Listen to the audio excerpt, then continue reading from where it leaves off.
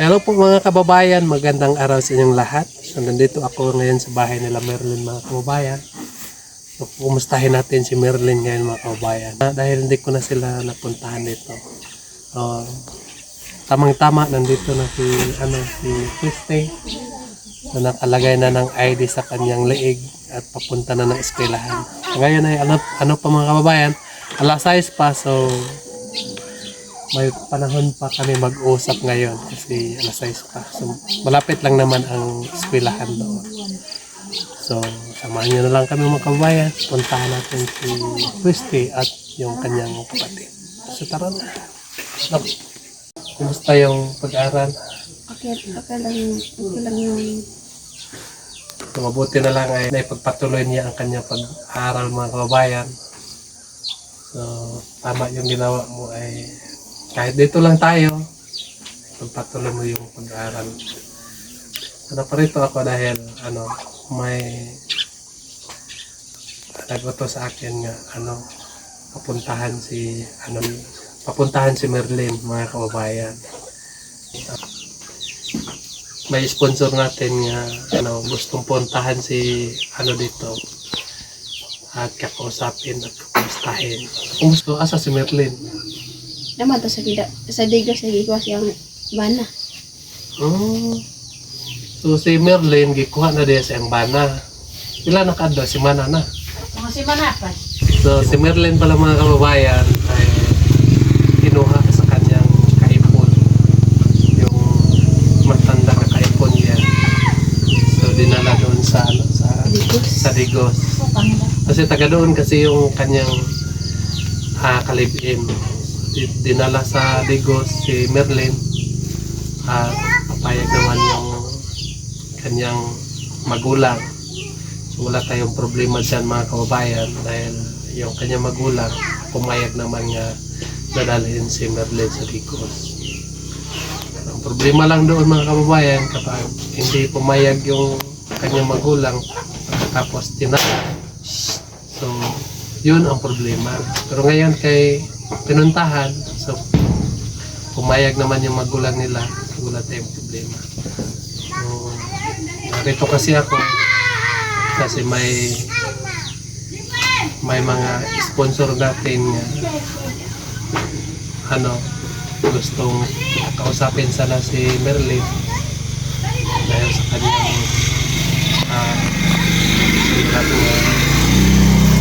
naranasan sa buhay. Kaya ay naparito ako. So ngayon ay linawin ko lang mga kababayan nga si Merlin ay wala na siya dito sa kanyang bahay. Nandun na sila sa Digos mga kababayan. Kasama na yung kanyang kalibin. So ikaw huwag mo nang mag-uyab-uyab, no? Kasi pag mag-uyab-uyab tayo ay hindi na tayo makatapos sa pag-aaral. Pero meron namang uyab-uyab na makatapos din sa pag-aaral. Pero kadalasan kapag mag-uyab-uyab ka na malilito ka na. Lalo na pag love mo yung uyab mo. Diba? So sana ay huwag mo na mag-uyab-uyab. Pagpatuloy niyo ang inyong pag-aaral. Anong grade mo ngayon? Grade 7. Grade 7, diba? So malayo pa, no? Grade 7, malayo pa. So dapat focus ka muna sa pag-aaral. Mas mabuti kasi yung makatapos kaysa hindi makatapos. Kasi po ay kapag hindi tayo makatapos sa ating pag-aaral, hanggang lupa pa rin tayo. Magtatrabaho tayo ng lupa, maglimpisa. Diba? Kaya mo ba yung maglimpisa? Ang init. Magpunta ka doon sa bukid. Kung hindi, magpunta ka doon sa manghurnal ka doon.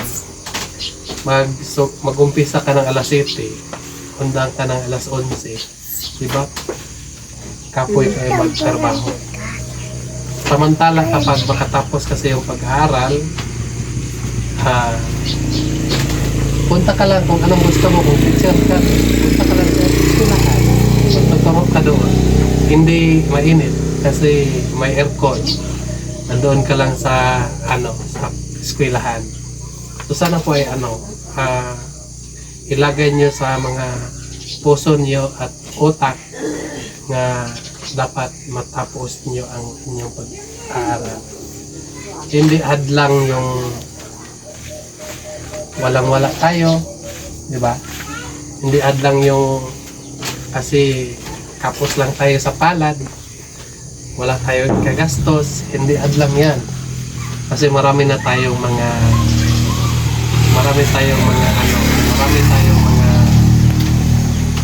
malalaking tao nga handang tumutulong. Maraming mga hindi na tulad noon na nga kung makita nila nga bright ka lang, may mag-sponsor kayo, kailangan nga ipakita mo nga kaya mo ang mga hamon sa buhay. Kaya mo yung lahat. Mag-eskwela ka na mabuti, hindi takot. Kailangan na yung grade mo ay mula in grade 9. Diba? So para ang mga sponsor natin hindi masayang kapag na mag-sponsor mo, dili masayang kay hawd man ka, bright mo.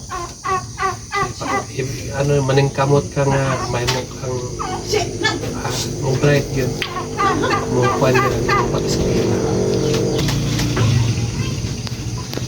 So na nga magpadayon ng git ka sa pag-eskwela santang